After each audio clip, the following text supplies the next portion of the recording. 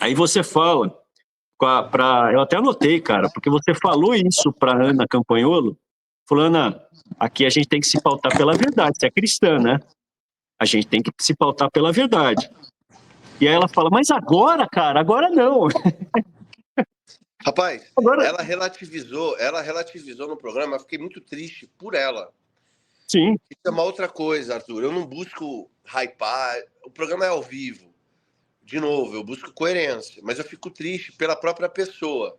Porque ao invés de dizer, ou eu estou errado, olha, isso realmente faz sentido, eu tenho que mudar a minha posição, a minha visão. Porque se a gente erra, você não precisa ter compromisso com o erro. Pô, se percebeu que você está errado, pô, corrige a rota. Pô, eu vou repensar, estou errado, me desculpa, realmente. Mas as pessoas, elas vão dobrando a aposta do erro.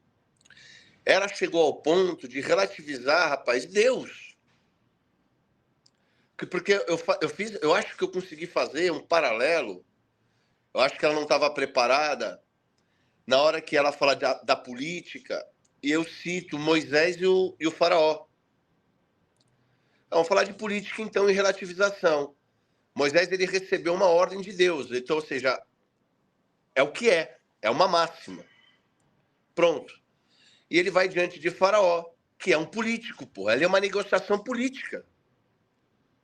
E ele pede ali, olha, Deus mandou eu vir aqui. Ele tem uma verdade, ele tem uma ordem. E ele fala, é para eu levar todo mundo. E o faraó quer negociar com ele. Aí o faraó fala, não, você pode ir todo mundo, mas deixa os animais. Você pode ir todo mundo em outro momento. Deixa as mulheres.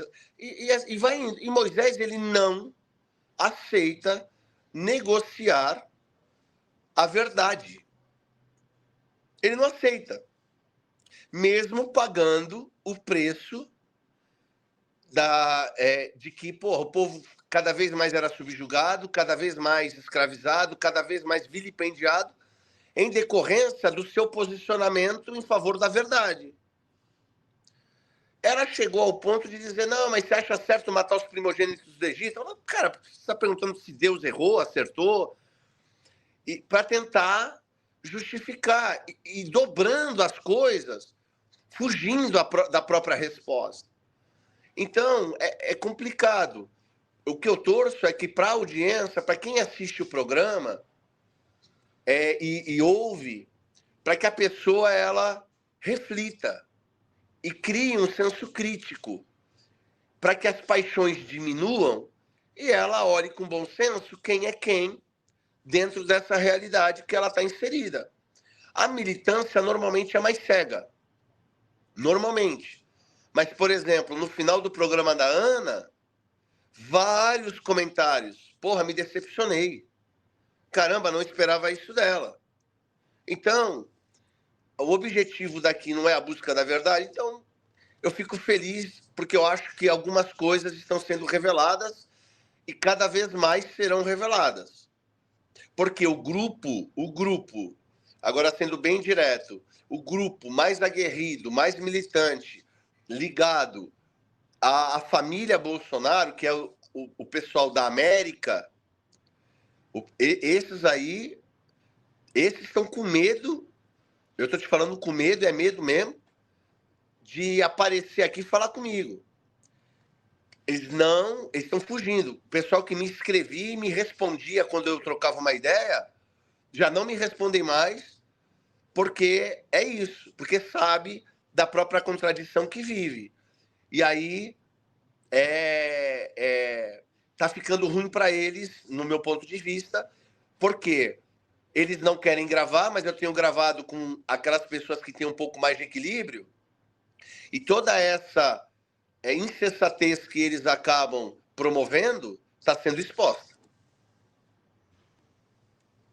Cara, eu corroboro tudo que você falou. Com a Ana, você manteve a linha da verdade. Ana, vamos falar a verdade? Não, mas você quer falar agora? Eu falo, Ana, não tem hora para falar a verdade. Como é agora? Né? É João 14,6. O caminho, a verdade e a vida. Não tem hora para falar a verdade, é sempre, não tem hora. E aí é o seguinte, você falou para ela, meu, vamos ser coerentes. Fala do Zé Dirceu, eu assisti o programa, fala do Zé Dirceu, mas você não fala do Valdemar, os dois foram presos juntos no mensalão do PT. Aí ela vira e fala assim, mas ele pagou. Ele está devendo alguma coisa? Ele fez alguma coisa de errado agora? Aí, pô, ele pagou, né? Eu não sei se você não quis confrontá-la, mas, meu, o Valdemar não pagou. O Valdemar, ele teve um indulto da Dilma e o STF liberou ele. Então, ele não cumpriu a pena toda. E, assim, para mim, é o que você fala. É coerência, cara. Eu não posso aceitar a mentira porque você sabe quem é o pai dela, né?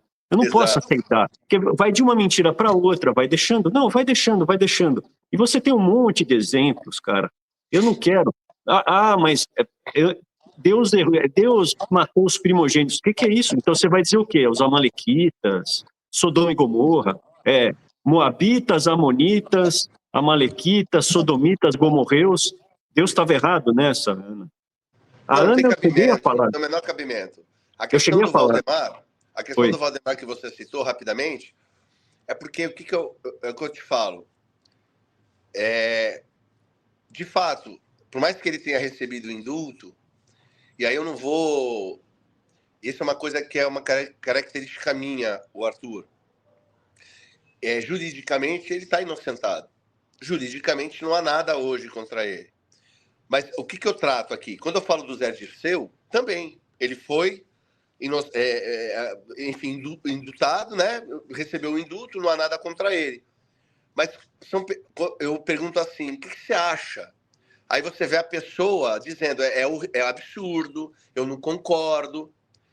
Então, eu estou pegando o posicionamento, a visão de mundo dela, e aí eu trago para a realidade que ela vive. E aí você não pode ter dois pesos e duas medidas. Então, eu não estou nem trazendo mérito em si. Por que a gente acha absurdo o Zé Dirceu? Porque nós sabemos, é da índole, é do caráter.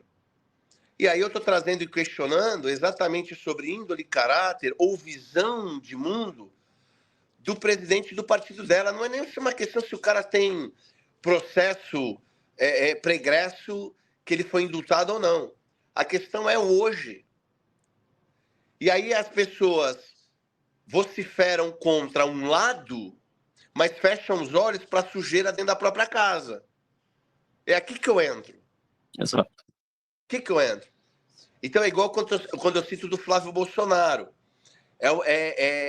Que é uma coisa que eu faço costumeiramente. Eu falo, olha, não dá para dizer que o Flávio é rachador, no sentido literal, porque, veja, não tem nenhuma condenação contra ele na justiça.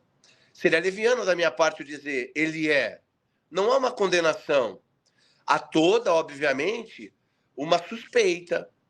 A gente olha, viu lá o processo, você vê lá as coisas, fala, cara, é muita coisa. É evolução patrimonial, né? Então, aí é onde eu bato, eu falo, olha só, não dá para dizer que ele é rachador, mas vamos questionar também a evolução patrimonial dele? Porque quando saiu a notícia do Moraes, da esposa, aí foram ver os patrimônios do Moraes. E falaram, olha, o patrimônio do Alexandre de Moraes é muito acima do que condiz com o salário dele. Aí todo mundo se levantou para questionar. Bom, tudo bem, vamos então questionar também o do Flávio? Mas tem um detalhe importante, se você me permite, Felipe, tem um detalhe importante. O Flávio estava sendo investigado pelo CARF e pelo Ministério Público por uma questão de, justamente, ativos suspeitos. Isso. Movimentações atípicas. Você sabe quem mandou suspender a investigação?